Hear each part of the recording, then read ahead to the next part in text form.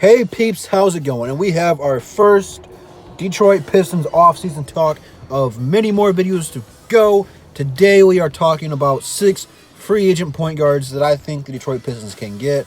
It's more like 5. One's really unrealistic. I'll explain that in a minute. But before we hop into that, I was going to make a video on this separately, but I decided it's kind of a waste of time. I really want to do this video as soon as possible. So there's been a rumor on Twitter of a potential trade for Blake Griffin, which was complete hogwash. It's not going to happen.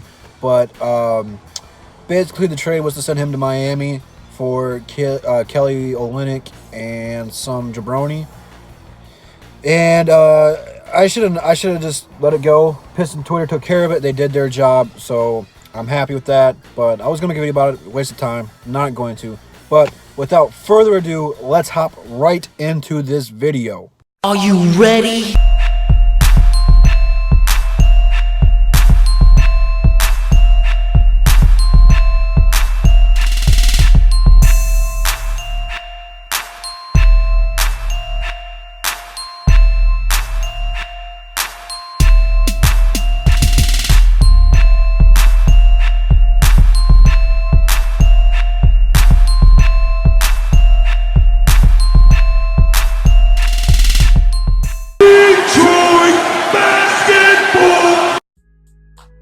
So this is in no particular order. I'm just starting with the one that I think is least likely to happen. It is just a fantasy of mine, and that is Kemba Walker coming to Detroit.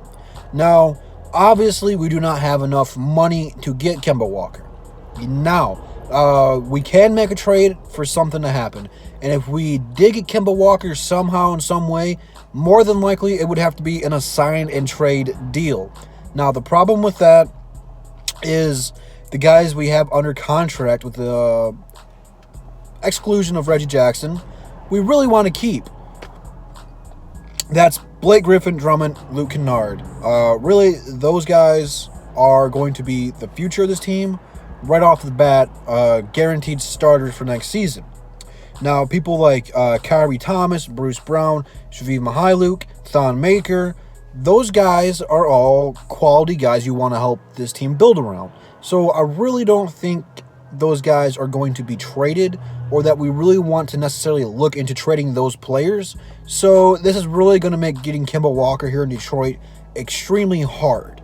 Now, whether he wants to come here or not, I don't know if Tom Gores really wants to go in the luxury tag. He kind of got Dwayne Casey and Ed Stefanski here to help eliminate that problem, because they were getting very close, and they did an extremely good job of getting us some breathable room before we get there. So will Kemba Walker come to Detroit?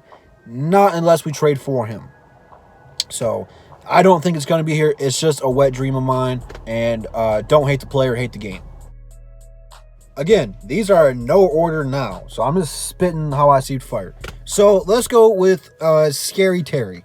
If I had to rank him out of the 5 point guards, he's probably the most unproven. And we did that with Reggie Jackson. Reggie Jackson wasn't necessarily proven. We gave Reggie Jackson a shot, and he did thrive until he got hurt. And once he got hurt, he still hasn't really got to the same level where we expected him to be. So you'd be kind of taking the same risk here with Terry Rozier.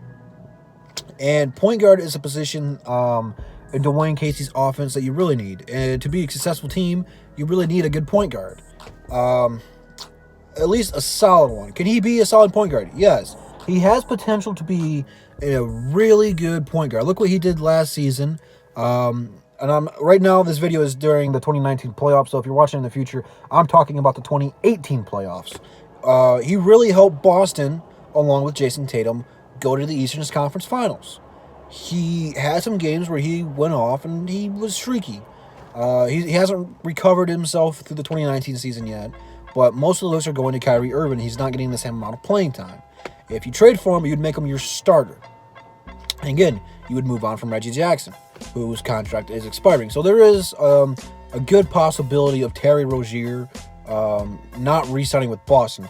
The key factor with this one is if Kyrie Irving leaves Boston to go to New York, LA, wherever Kyrie wants to go. If Kyrie leaves Boston is going to re-sign Terry Rozier and make him their starter. So that is the key thing with Terry Rozier, if he's going to stay with Boston or leave. Because I deeply believe he wants to be a starting point guard and have the same opportunity that the Detroit Pistons gave Reggie Jackson. He wants to prove that he can be the guy. So that is the main thing concerning Terry Rozier. I know last season a lot of Pistons fans wanted him to be acquired via trade. Did not happen. Again, Boston was very smart for not making that move because his, value was very high. They could have got a lot for him, but they waited. So now if Kyrie does leave, they can re-sign him. If Kyrie stays, they get an all-star point guard and unfortunately have to part ways with an unproven point guard. So Boston was very smart. But let's move on to the next one. Now, this is one of my, I shouldn't say necessarily favorite players in the league, but one of my most desired players to have on this team. Derrick Rose had an unbelievable season last season. And no matter if you liked or hated the guy while he was in Chicago, this season was something to behold because he officially bounced back. He had a 50-point game and really just had a great season. Most of it might have been for playing with Tom Thibodeau for a little bit, but even after he left, or I should say got fired, he still played extremely well. I know he's been wanting to go back to Chicago for quite some time, so that's a possibility. But the thing with Derrick Rose is he's not going to be very expensive. Again, you only have about $13 million. I think they said you could offer a max deal of 4-year, $40 billion, something like that. That is something that would be money well spent on Derrick Rose. And if he doesn't work out, if you get him for a low budget, he would be a tradable asset. But if he can perform just the way he did last season, he would fit perfectly for this team. Again, you would probably move on from Reggie Jackson, but Derrick Rose at this point in the stage of his career has proven to be a quality starter or a terrific six-man, which this is kind of the point guard I want coming in off the bench. Not necessarily a guy that comes in and dishes it. I feel that style point guard fits better with the starters. The secondary, I shouldn't say secondary, the second unit, there we go, Drew, should mainly go around the point guard. And Derrick Rose would have all the looks he wanted. Most of it would go through him. And there would be a time you would see him, Blake Griffin, and Andre on the court at the same time, which would be tremendous to watch. A very exciting basketball. You get a point guard who most of the league loves, so who knows? Who knows what could happen? Again, you do take a risk with Derrick Rose of an injury. So you kind of don't, at the same time, want that with Blake Griffin, who Blake Griffin has yet to have a healthy season with Detroit. Both years he's gotten hurt, but it would help take pressure off of both those guys. So I personally would love to have Derrick Rose, especially at a reasonable price. You get a former league MVP, and he still has a lot to prove to the NBA. So that's always a chip on the block, a chip on the shoulder, something like that. But yeah, let's go to the next one. Ricky Rubio could help Blake Griffin and Andre Drummond tremendously. Andre has never played with a point guard that is really a good pass-first point guard. And I'm talking about one of the best in the league. We've had guys who are pass-first point guards, but the majority of the time we've had scoring point guards. You look at Andre's career, Jennings is really a scoring point guard, but him and Dre worked well together. Reggie Jackson is a scoring point guard, but him and Dre kind of worked well together. I mean, it's not where it wants to be. Will Bynum and Chauncey Billups were really the best facilitators for Drummond, and Billups was only there for a little bit. He didn't get much playing time. Ish Smith is supposed to be that guy, but Ricky Rubio is more talented and I should say further along in his career. Ricky Rubio is not only a great passer, he's a flashy passer. He can throw it from anywhere on the court, full court, half court, wherever you want it. He can put the ball in tight spaces and give your guys quality looks. But not only can he pass the ball, he's a solid defender, a nappy one. He might not be the best at it, but he'll stay with you for all 48 minutes if you need him to. But the thing that has impressed me the most about Ricky Rubio is improving his three-point shot. When he first came in the league, all he could do was pass and play a little bit of defense. But he has turned himself into a quality NBA starting point guard. And if he comes here to Detroit, and they start him, he has a very good chance of averaging 10 plus assists this season, or I should say the upcoming season. Ricky Rubio is a very high quality point guard, one of the highest on my list, and it is very reasonable to get him at the price we have to offer. He could help fill a lot of void, and he's a great teammate. Everywhere he's gone, whether it's Minnesota or Utah, him and his teammates get along. He doesn't have a big ego. He's a pass-first guy, so he'd rather have Drummond and Blake get their shots first. Plus, if you can help him with Luke Kennard, that's going to be a very good backcourt. Luke Kennard will get a lot more open shots. Your big guys will be happy. It would just be a dream come true. That is a style of point guard that we really need, and I think that fits best for what we want. And, the point guard hasn't got that many looks in Dwayne Casey's system. It's not like we have his Kyle Lowry.